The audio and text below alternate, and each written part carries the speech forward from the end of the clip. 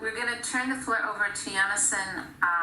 A few people are joined us. We know that people will continue to join us, but Jonathan told me that he's going to speak for about an hour, and there may be questions, and I may have to get to my activity or not. So we are going to let Jonathan speak. I'm going to ask everyone to mute. We are going to record this, please God. And we are going to start with that. So everybody could please mute your mic, mute yourselves, except for Jonathan, who's talking. Yeah, and I am going to turn the floor over to him. He has a very interesting topic to discuss, and we're going to, and very creative, as usual. That is an understatement. Either this is going to be really useful and people are going to like it, or it's just going to be me saying weird stuff. I mean, I'm going to be upfront about that. There really is no two ways about this one. So, with that said, I'll even get a little weirder. Recording in progress. With that said, I'll even get a little weirder.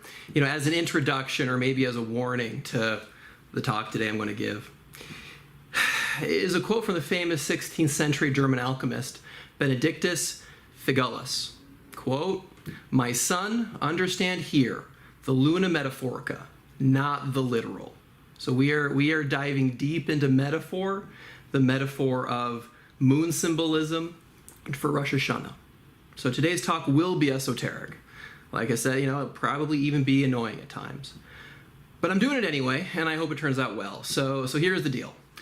Today I'm going to be struggling to define what it means that Rosh Hashanah is Yom HaKeseh, the hidden day, as it's referred to in Tehillim and Mishlei. I'll be taking a rather unique approach, drawing from Jungian psychoanalysis, specifically Jung's work in alchemy. The meaning of this symbolism is one that's been bothering me for some time. So, some background on the Gemara. First off, the term Yom HaKeseh is explained in Gemara Rosh Hashanah twice and once in Gemara Sanhedrin. In Gemara Rosh Hashanah Daf Ches Amud Aleph, the Gemara is struggling there to figure out, and from the very beginning of the Gemara, it's kind of fascinating. The Gemara seems to not really know when's Rosh Hashanah. It's struggling to figure out how we know the Day of Judgment's on Tishrei. So, one of many of the resolutions that are thrown out in that Gemara comes from a remark in Tehillim, Pei Aleph, Pasuk Daled, that states blow in the month a shofar in the hiddenness, which is the day of our celebration. Which holiday is hidden? The assumption's made that this hiddenness must refer to the moon. The allusion to the shofar automatically is assumed to be rooted in a judgment motif. So locking in those two facts together, a holiday that occurs at the new moon, plus the reference to shofar, plus there's a subsequent pasuk stating, "For this is the statute of Israel, a judgment of the God of Yaakov." This has us identify Rosh Hashanah as beginning in Tishrei. A similar explanation is given later on Daf Lamed Daled, Amud Aleph. Now the logic here in both Gemaras is fuzzy. Technically speaking, this doesn't prove Rosh Hashanah is in Tishrei. To make sense of this, we have to throw in a major caveat. Quite often, the Gemara is not attempting to prove something from scratch. The starting position often is that we're taking on the oral Torah as fact, but we're attempting to see if our living practice can be justified from the text itself.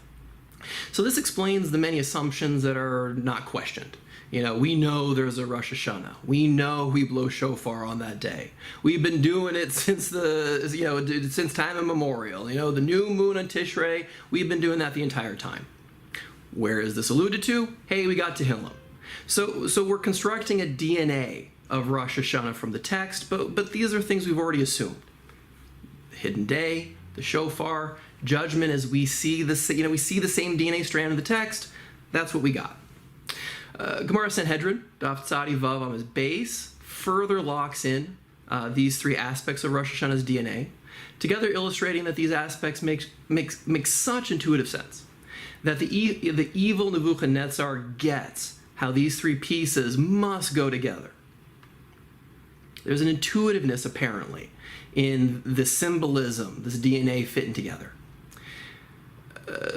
So the first time I learned Gemara Rosh Hashanah, going back more than 10 years ago, I've been sitting with this question for a long time. Exactly, how is this symbolism first? How is it interconnected Why are these three pieces of Rosh Hashanah's DNA self-evident, even to the evil Nebuchadnezzar? What's the meaning, the necessity for the Day of Judgment to be on a day which is hidden? There's little discussion on this in classic sources. What little there is written on this topic only raises more questions. The Al-Sheikh, a student of the Ramchal, writes on that Tehillim, and I quoted, that the sense of victory within judgment is a process that begins on Rosh Hashanah but ends at the full moon of Sukkot, with our lulav in hand. So how does Sukkot get schlepped into this symbolic mess? Who invited it to the party? It would be easier to gloss over Yom HaKeseh, let it remain hidden, and just go with it. That's a Rosh Hashanah thing. But it seems to me something so fundamental that it needs to be understood, because after all, this is the name of Rosh Hashanah itself. And what's in a name other than a concept's fundamental nature? Without knowing what this term means, we don't understand Rosh Hashanah. Without it, we don't fully understand the process of judgment and repentance that we definitely need to get during these three holidays of Rosh Hashanah, Yom Kippur, to Sukkot. So today I'll be making an attempt at what the symbolism of Rosh Hashanah as Yom HaKisei is, and how that symbolism fits into the other symbols of the day: judgment of the king, hope for victory in the divine court, the call to repentance, where Sukkot comes into this, and why the call from the shofar to confess and repent gets expressed by our ancient sources as the shofar literally crying to us. And I understand my own crying with personal confession, but such a confession is strictly forbidden on Rosh Hashanah. You can't cry during that day. As any good drill sergeant worth his salt would say, no crying, soldier. Indeed, as one interpretation in Gemara Rosh Hashanah expresses it, we pass before the king not as the lambs we hear about so frequently in these sorts of talks, but as hardened soldiers of war in King David's army.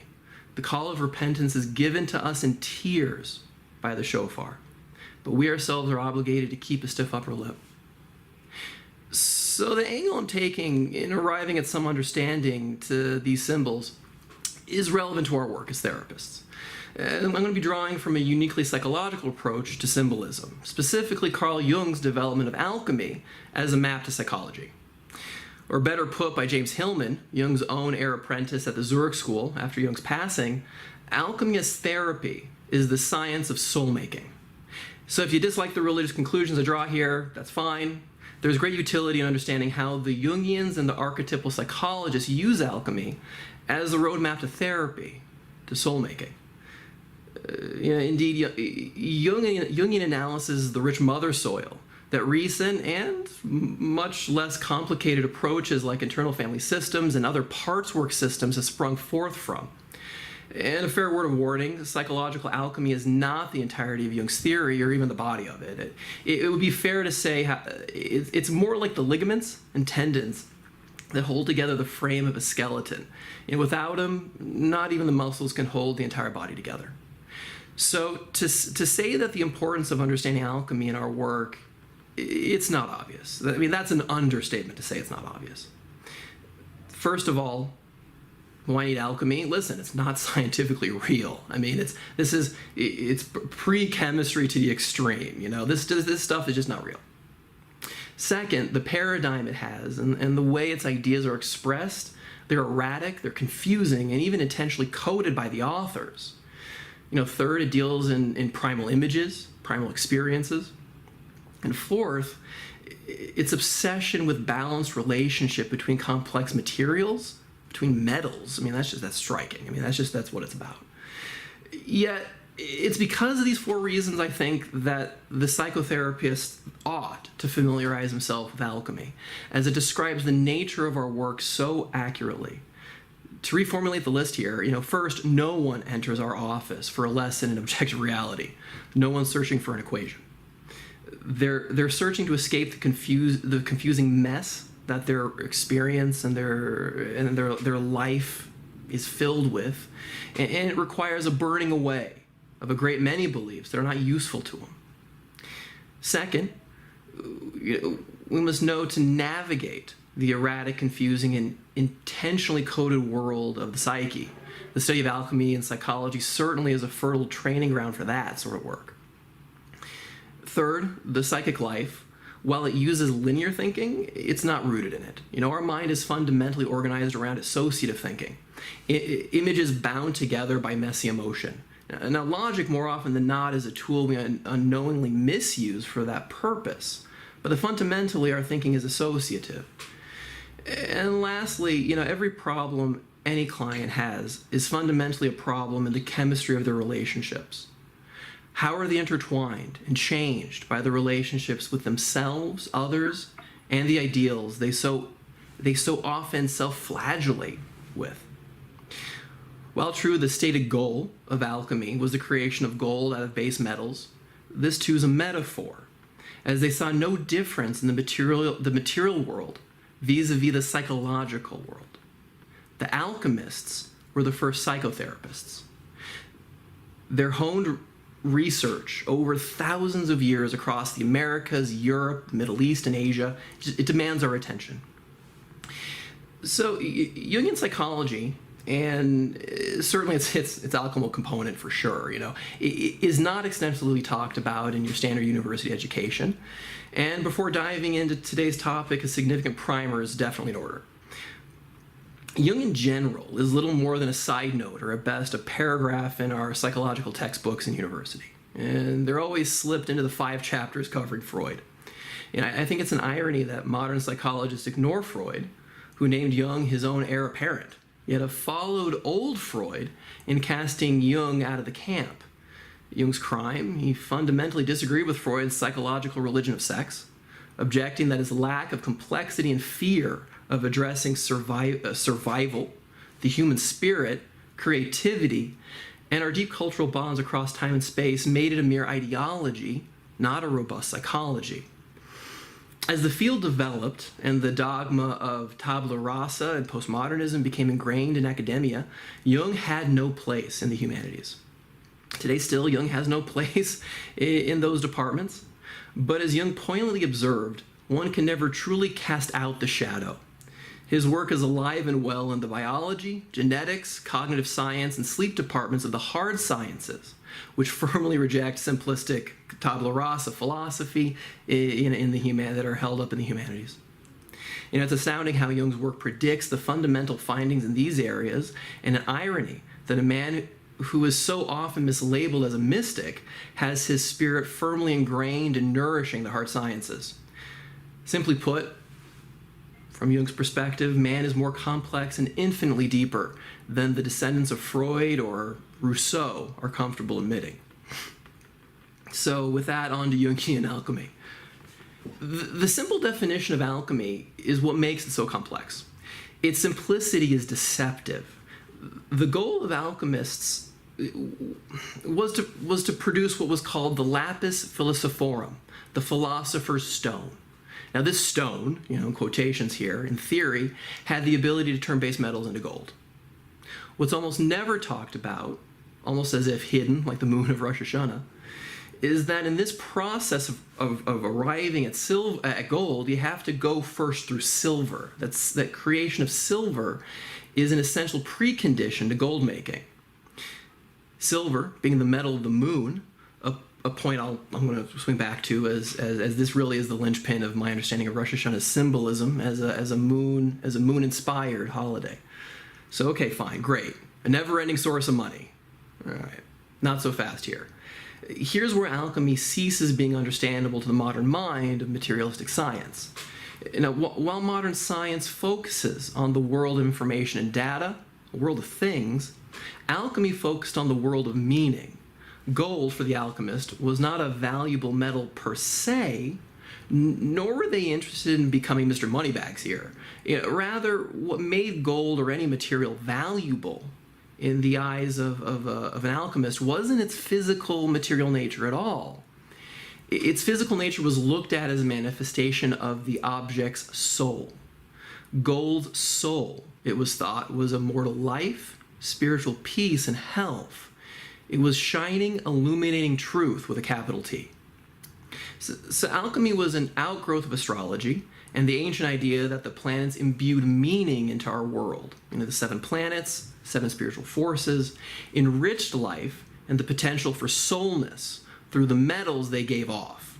These celestial metals were, you can kind of think of them as like congealed, condensed gases, and they were transmitted via the moon. Through the metal the moon itself exuded, silver. While the moon collectively imbued the world with these other 6 metals, the sun imbued the earth with gold. Jung, quoting the alchemist Michael Mayer, outlines the basic principle of alchemy. The sun, by its many millions of revolutions, spins the gold into the earth. Little by little, the sun has imprinted its image on the earth, and the image is the gold. The sun is the image of God. The heart is the sun's image in man, just as gold is the sun's image in the earth, and God is known in the gold. Put another way, by the Zohar, through the gaze of the sun and its power, dust evolves and grows gold. What's made of dust of the earth? Man himself. So summing up the 2 direct sources of metallic energy, another Kabbalistic work, the Kesem Paz, clarifies that gold is of the sun and silver is of the moon. The earth, which is a manifest of sulfur. You can kind of think of this as the animalistic urge, the primal need, the consuming passion. It receives all these forces from all of these metals. These combined metals that are manifest on Earth, it was thought, could be transformed through a purification process of intense but precise exposure to fire. Through the hand of the alchemist, the different substances are cooked, being broken down, combined, and transformed. Not as material objects, but as containers of meaning, whose meaning is manifest in physical characteristics. Put another way, quoting Jordan Peterson, alchemical matter was the stuff of which experience was made, and more, the stuff of which the experiencing creature was made. Again, the ultimate goal was the creation of gold, but this stage could only be reached through the refinement of silver. As the Zohar states, when silver reaches its fulfillment, it becomes gold. We find then, as silver transforms itself into gold, and when this happens, it attains the stage of perfection. The Ish Matzeref, another Kabbalistic work, describes this process of silver making as taking 4 months or longer to achieve. So the primal elements of the world are in fact implicit and hidden in the world. At any moment, they could manifest themselves from the world in which they reside, that they're embedded in, transcending that material world. It's not difficult to see the psychological idea of different parts in this way of thinking. The alchemist was someone who could, via curiosity, exploration, and the hero's spirit, bring forth this transcendence in his work and give it harmony amongst all its parts in the final product of gold. Citing Peterson again, the pre-experimental mind of the alchemist, pondering the nature of the prima materia, the fundamental constituent element of experience, easily becomes possessed by intimations of the infinite possibility of matter, of the boundless significance of the finite object, of the endless utility of the object, and its inexhaustible capacity to reveal and to become the unknown. The alchemist used his craft to transform the wish for self-betterment from base earthly corruption and suffering into transcendent reality. Again, the first therapist. Before diving into the ABCs of alchemy, I do have to pause here on where it fits into Judaism. Especially seeing as I'm decoding. This is a Rosh Hashana shir. I'm decoding the symbolism of Rosh Hashana, and the DNA of alchemy is certainly found within Jewish thought, as I've already been citing the Zohar. In fact, many alchemists believed that it was impossible to understand alchemy without deep knowledge of Kabbalah itself. This went for Jews and non-Jews alike. In fact, the philosopher's stone concept itself was identified as the Magen David, the circled background behind the star itself representing the Ein Sof, infinity, the upper triangle symbolizing fire and the downward triangle water, the basic building blocks of the universe, Shemayim, Aish and Mayim. Clearly, the fundamentals of our belief is predicated on the assumption of the transcendent nature of the physical world. from dust to gold. The sister concept of astrology, so necessary in alchemical thought, the planet's metallic seed becomes embedded. It impregnates itself into our reality. And the moon is the conductor of these forces that combines them in its white light and plants these forces in the material world is so rich in our tradition that to cover it here would be a lecture in itself. The Zohar and other Kabbalistic works not only outline each planet's corresponding 7 essential metals, but also mirrors the symbolic nature of each within the system of the spheros. So divine meaning as above, so it is below. It's noteworthy that Rav Moshe de Leon, the premier source and commentator of the Zohar, himself was an alchemist, of which his work we have access today, the Shekel HaKodesh. Rav Chaim Vital, he studied alchemy for many years, quoting from his work, Shivchei Rebbe Chaim Vital. Rav Vital writes that he, quoting referencing the Arizal, also told me that he saw inscribed on my forehead the verse from Shmos, and to devise skillful works, and to work in gold and in silver and in brass, an allusion to the 2.5 years during which I gave up the study of Torah and pursued alchemy. So alchemy doesn't just exist as an important aspect in Kabbalistic thought, but is also reflected within the rationalist Rishonim as well. We see in Chavos Vavos references and descriptions of it. In Ibn Ezra's commentary on the Chumash, a great example is in Shmos, his description of the golden calf and the burning down of the golden calf as being an alchemical process. And the Rambam in his Igeres Sodos, where he explains to his student Yosef ibn Aknin the secrets of alchemy in Shar HaShemayim, in that work. So definitely has a central place in Jewish thought. Diving into the paradigm of alchemy as a map of psychology, it's relevant to note that just as in normal psychological development, there are natural processes in the birth of gold. Left long enough, base metals do develop into gold according to this paradigm. Most people do live their lives growing and becoming more than the sum of their parts. Despite being a neglected field in favor of abnormal psychology, there's such a thing as normal psychology. And for those of you who are subscribed to the journal Abnormal Psychology, they're chucking its name. It's no longer going to be called abnormal psychology to try and accentuate more how important this idea of normal psychology is as an untouched part of our field. So base metals do have a will to mate with other substances and do become gold on their own. Left to our own devices, we do become more enlightened. As the mythologist Eliade states, if nothing impedes the process of gestation, all metals will in time become gold. If there were no exterior obstacles to the execution of her designs, nature would always complete what she wished to produce. Yet these processes are unguided and left to chance, left to fate. Some people during some time in their life do fall apart. Their baser elements, not cooking to completion, are stalled in their transformation towards gold. This is where the therapist, the alchemist, steps in as a midwife to nature, enabling their clients to become their ideal.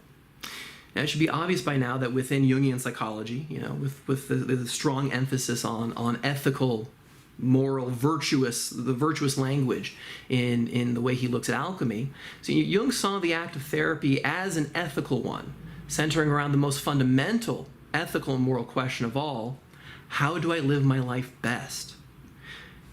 Jung's ethical substructure, the clear result of alchemy, had 4 stages. First, confession, where the client shares his story, experiences, and problems. Second, elucidation, where the transference relationship is worked through via interpretation, heavily focusing on dreams and images. Third, education, which expands all of the insights from the transference work and applies them into the social, behavioral, and on the archetypal level in a person's real life, day-to-day world. And finally, transformation, where the therapist helps the client proceed into the stage of what Jung called individuation.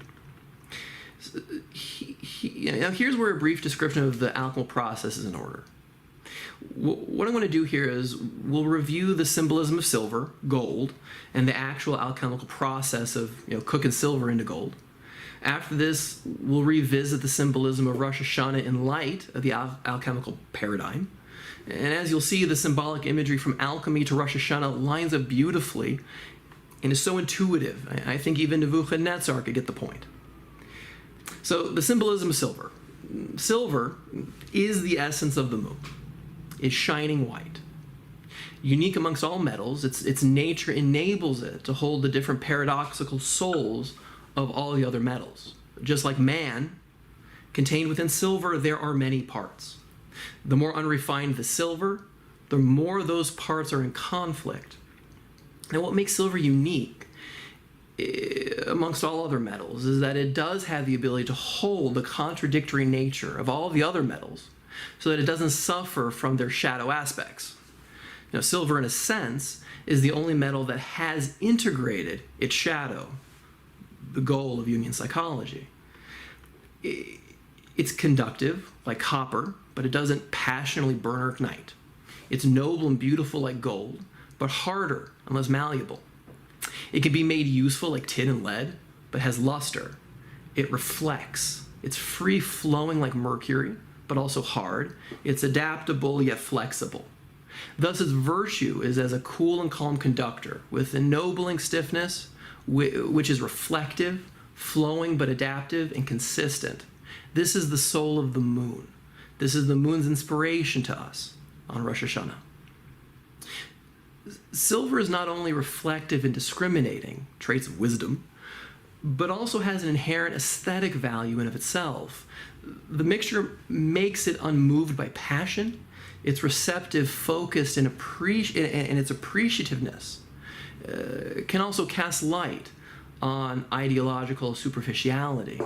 Thus, it's fundamentally the precondition for shining gold, truth, because it's able to reflect upon things as they truly are. Its spoken truth is subtle. Unlike the undeniable shine of the sun, the moon's silver is quiet and humble. But when struck, unlike all other metals, when you hit it, it rings. Silver sings. When confronted, it stands its ground with beautiful clarity. This stable, reflective wisdom, the key traits of the psychotherapist, is found in the world through suffering and destruction. Alchemists disagree over where silver can be mined, but the common thread in all of their reports is its mined from tragedy. One report has it emerge after the deadly destruction of a forest fire, the catastrophic loss of life and beauty. In psychological terms, it's the wisdom of post-traumatic growth. Another report links it as emerging through lead, the metal of Saturn. This link brings to mind the connection between the Jewish people and Shabbos. The Jewish people are symbolically represented as the moon itself, and Saturn is the planet that reigns during Shabbos. So the old saying that it's not the Jews that keep Shabbos, but that Shabbos keeps the Jews does not go far enough in the eyes of alchemy. The Jews are created out of Shabbos. Different midrashic views report Saturn as feared by the non-Jewish world. Lead, its metal, was seen as a debased and almost fallen type of silver, lonely without the Jewish people, symbolically viewed as a deeply depressed state until God assures one day it will have its mate. So there's a deep sad and loving longingness associated with silver. Both lead and silver were not in common day use before Roman times. Both are very difficult metals to work with practically, and so given this, they both were always associated with the mystical and the spiritual, as opposed to the easily worked metals of Mars's iron, Venus's copper, and Jupiter's tin. The mystical nature of silver is further evidenced by how easily it tarnishes in air. It's not for this world, and its sanctity ought to be protected. It needs to be hidden away. A further allusion to the special nature of Rosh Hashanah, the hidden day. So summing up these symbols, there's a quiet, tragic nature to silver. Depression, facing destruction, loss, loneliness, with a cool, resolute mind. There are qualities necessary found in silver in the firming up of the mind to give a strong backing to the mirror, its reflective nature, this mirror effect of silver, and the absorption of all other planetary forces to serve as categorical constructs in understanding the living world. Its wisdom, beauty, and sadness. This is the story of the Jewish people. So what's the alchemical process itself? How do you do the cooking? The process is known as the opus contra naturam, work against nature, roughly translated. It's a transcendence. This is real psychological change in a three-stage process, which is held up foundationally by fire, this secret and sacred principle in its work. You can think of that as motivation. Then air, the nourisher. This is the idea of possibility psychologically. And then earth, the smotherer, which it limits and fixes and stops. And that's the therapist, the one who's running the process, guiding the client on this transformation. So the three stages of alchemy. The first is called the nigredo, the blackening and burning. As the alchemist Philalethes explains, your substance will never be white if it has not first been black. It's by means of putrefaction and decay that it attains the glorified body of its resurrection. It's the breaking down of parts. One can think of this stage as the assessment phase, diagnosis, this initial intake work. For Jung, this is the confession phase of therapy, which can be a long, arduous process, truly tearing apart the psychological defenses of the client, its black decomposition, the burning away of the dead wood. The second stage is called the albedo, the whitening. This is the emergence of silver. This stage is the cleansing, the shining, purifying aspects of the work. It's the beginning of consciousness. While the nigredo is past-oriented, unearthing the history and the past traumas, this stage is rooted in the present moment. If the nigredo is the burning away, the albedo is the continued fermentation and direct challenging of a much stronger and wiser and more stable client. The final stage is the rubedo, the emergence of gold from silver, a reddening, a certain passion. The two, silver and the nature of gold, they're becoming alloyed. Silver is transcendent spiritual state of awareness, its mystical light, this revealing and humble truth becomes combined with gold's blinding power, its obvious truth, and moral righteousness. Silver without gold is subtle. It's a whisper one can barely hear at times. Gold without silver is superficial ideology. Together, it's the sun's truth emerging from the moon's beauty. Now here I'm going to begin outlining the symbolism of Rosh Hashanah, the point of today's talk, as the festival inspired by the moon, as Yom HaKeseh, the hidden day, while simultaneously outlining where the alchemical process and the psychotherapeutic process can go terribly wrong. Just as the alchemical process of purification and perfection of tshuva, the process of the Yom HaNorayim have three stages. We're going to see that symbolism as well here. So Rosh Hashanah is the nigredo. The moon's black. Just like in the chaotic burning of the nigredo, the temple service is also in a state of chaos. Where are the witnesses of the new moon? When can the proper sacrifices be given? Is it Chol or is it Kodesh? Is it a normal day or is it Rosh Hashanah? Is it even the holiday to begin with? Just like the beginning of the therapeutic process, it's often not obvious that change for the better has even begun. An added motif of chaos here is the attempt to confuse the Satan we have during the Rosh Hashanah services. The random shofar blowing that we do throughout Shacharis, throughout the morning services. The Satan, the accuser, you can kind of think of him, he has the DSM in hand. He's ready to diagnose. He's ready to spell out the problem without any real solutions. The sign of a novice therapist. Everyone has a diagnosable problem somewhere, and I'm ready to find it.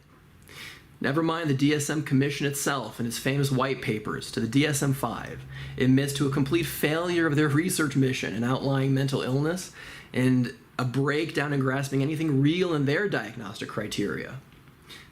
They published the book anyway.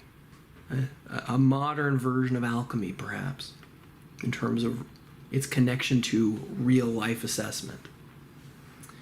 But the darkened moon holds the soul of silver, but it's been blackened. In our year, we've exposed the silver we created in the previous year's Rosh Hashana process to the contaminating air of our mistakes. Our silver has blackened in its deconsecration. In many ways, our soul has become hidden through the effects of Tuma. The shofar expresses the depressed and melancholic nature of silver, the sad longing for us to be its partner, just as Shabbos did, as it waited for the creation of the Jewish people. The shofar, too, is where silver can be mined. It represents the raging fire of the Torah that begins to cook in this first stage of alchemical transformation. So why not do tshuva on this day? Why is that not the point? Why is crying forbidden? Here it's appropriate to list the several dangers in the opus contra naturam in the alchemical three-stage process. The first is transition as sudden transformation. We've all had the client who rushes into our office proclaiming psychological sin after sin. After the long and detailed account of the problem, we may even mistakenly believe it's time to start cooking. Nah, I'm fine. Overreacting.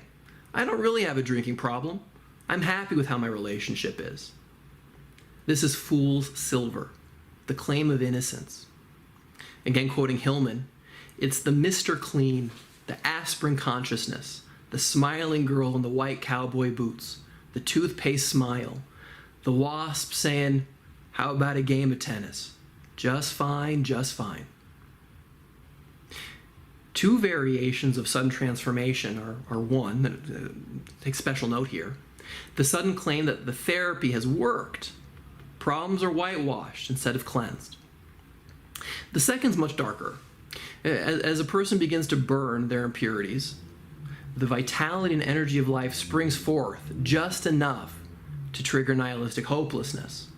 Such clients regain just enough energy of life to attempt suicide at this stage. True silver is a recovery of innocence. It's achieved through a hardened wisdom.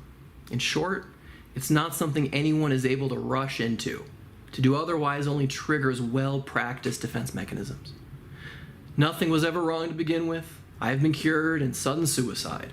We do not attempt tshuva on Rosh Hashana, because if we did, it would fail under the weight of our psychological defenses. At most, it's only safe to listen to the call of the shofar, tapping into the seriousness and wise sadness of true silver. The second phase of the process, the albedo, begins on Rosh Hashanah. Here on Yom Kippur, we begin to truly confront our impurities, and silver is able to emerge. This is why we wear white on Yom Kippur. This is the day silver begins to emerge out of the black. Long drawn out and detailed confessions were now strong enough to be confronted. The humility and divinity of silver brings our head down in vidui, in confession, as we beat our sulfur-impassioned heart. Just like silver, we're strong enough to take a bit of a beating.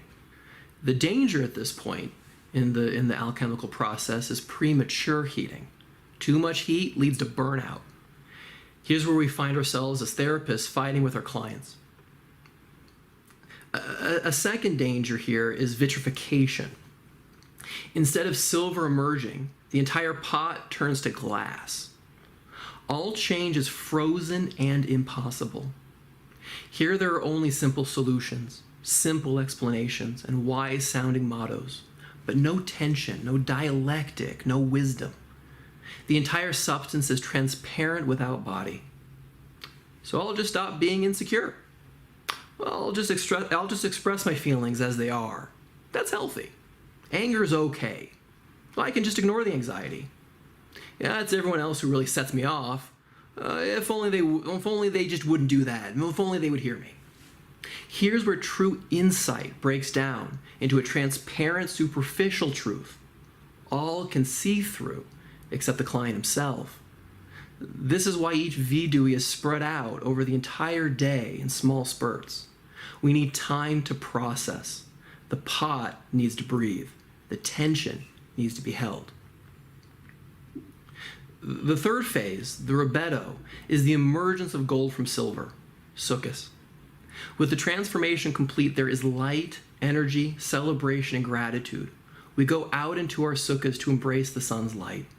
We hold the arba minim, holding in harmony all the different parts of us, and using those parts to worship God. Now the process of transformation could not be finished on Yom Kippur due to the final danger in the alchemical process, premature cooling, coming off the high of Yom Kippur to normalcy. This is the premature conclusion of therapy. Instead, after Yom Kippur, the fermentation process has to be maintained to fully bring out the light and luster of gold. So before finishing this talk here, there's one last aspect of the tshuva process worth mentioning, and that's the water libation of sukkahs. Each morning during sukkahs, the sacrifice would be offered, accompanied by silver and gold trumpets. The Kohanim descended from the women's court to the eastern gate. There, the feminine quality of the moon and the eastern sun. There they turned west towards the temple with their back facing the sun, declaring, "Our fathers who were in this place stood with their backs to the temple and their faces eastward and worshiped the sun, but our eyes are to Hashem." Taking into account everything I've covered today, this esoteric reference to the sun worship becomes abundantly clear. Even after undergoing this transcendent and transformative experience, even after beauty and truth, wisdom and righteous conviction have been bound together into a mature psychological state, we admit our growth has one limit. While we're obligated to emulate God, halacha b'drachav, we must attempt to transform ourselves into His image. It's only ever a facsimile. We can never actually become the sun. We must never deify our transcendence. We will never be God, only His loyal servants. I hope this wasn't too esoteric, but I just wanted to give everyone a bracha here that they should cook well during their Yom Noraim.